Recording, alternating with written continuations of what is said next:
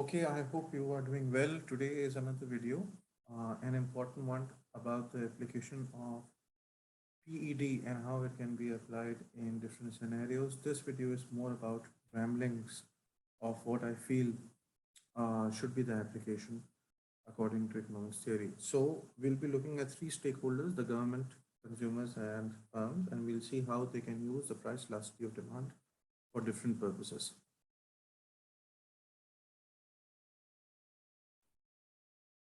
How is important PET to consumers? So if you start working, so price elasticity of demand actually tells is divided into two part. If it is elastic, so the consumers may understand that they can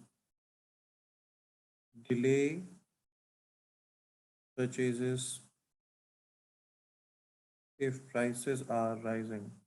So if prices are increasing, the consumers can delay the purchases of the product. But if they are inelastic, then the consumer cannot delay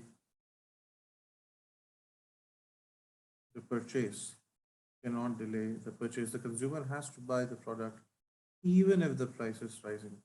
So what's going to happen is that the consumers may shift their income from elastic goods towards inelastic goods if there is an increase in prices or if the income is decreasing, because you have to buy the product in any case, you have to buy your necessities in any case. So the consumer is going to give a higher proportion to inelastic goods in the case of if anything happens to income. um, so if in cases of what else can the consumer do with the concept? So the consumer is able to forecast the minimum income required, because the consumer will be able to understand what are the inelastic goods on which the consumer has to spend money. So it gives the consumer the ability to forecast properly. The consumer may understand that on inelastic goods he'll have to spend in any case, and on elastic goods they may have to reduce the spending. Um, so, and this will help the consumers to save. It will help the consumers to create targets for saving, right? So this is how consumers can use the information. Also, the consumer will be able to understand. Uh, oh, so usually brands and preferences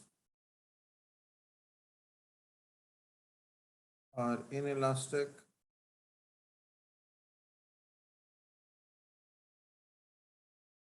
Commodities are elastic. So the consumer or the spending party may understand that if a product is elastic, it may have a lot of substitutes. So the consumer can always go towards a cheaper one. So these are one of the few ways on how the consumers or the consuming party can use price elasticity of demand as a concept. Now, another very important stakeholder in the entire conversation is that of the government. How will the government use? So this is very important, and this is very easy to understand also, that a government's objective is to, so the government may want to earn revenue so that it can spend revenue for government expenditure, which is G. And where will this revenue come from? This revenue will come from, let's say, taxes.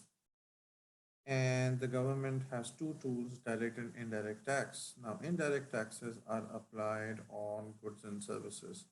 So what kind of goods will it apply indirect taxes on? Indirect taxes most probably will be applied on inelastic goods. If the products are inelastic and if the government increases indirect tax on them, the consumers will have to consume in any case. उनकी मजबूरी है, उनको खरीदना पड़ेगा. They will have to buy, right? So let's say if a product was 100 rupees before and there is a tax of 10%, now the product is rupees 110, the consumers are paying going to pay 110, and this 10 rupees is tax which is increasing. So this is how the government can increase revenue by providing or by applying taxes on inelastic goods. The government can reduce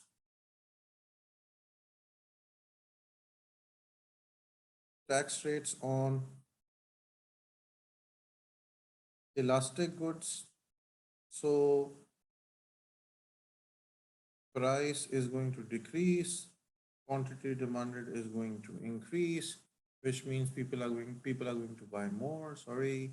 So the government's revenue, which is the tax revenue, will also increase on that particular product.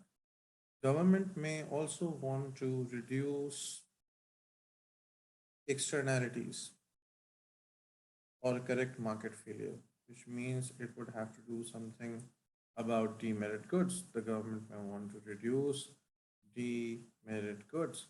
Now, the problem with this is that most demerit goods are inelastic. Even if the government puts a tax on demerit goods, it may not be successful. May not be successful. Why may not be successful in reducing the demand? Because it is inelastic. People are going to keep on paying a higher price and they may not actually decrease demand or decrease the consumption. So may not be successful because of inelastic goods, right? So these are one of the two ways of how the government can use. The other,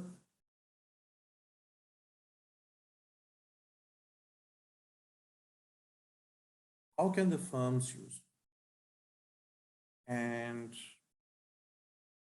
the firms can use it if a product is elastic, a firm will decrease prices, the revenue is going to increase. Why is the revenue going to increase when the product is elastic? Because a percentage change in price will be less than a percentage change in quantity demanded. So the quantity demanded is going to rise by a greater percentage than a loss in price. If the product is inelastic,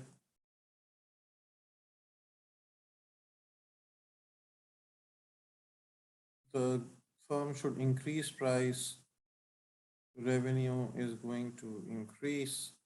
Why?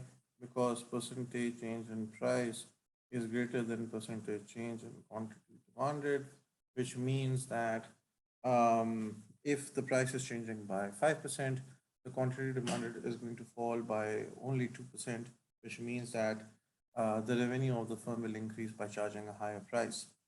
So, what else can the firm use this for? So the firm may use this information to understand about um, promotional promotions and spending.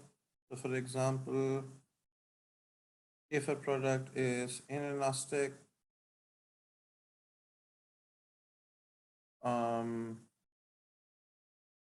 promotions, sales, discounts may not work because the product is not very sensitive to changes in price. So the government may want, so the firms, excuse me, may want to find out other ways to increase the sales.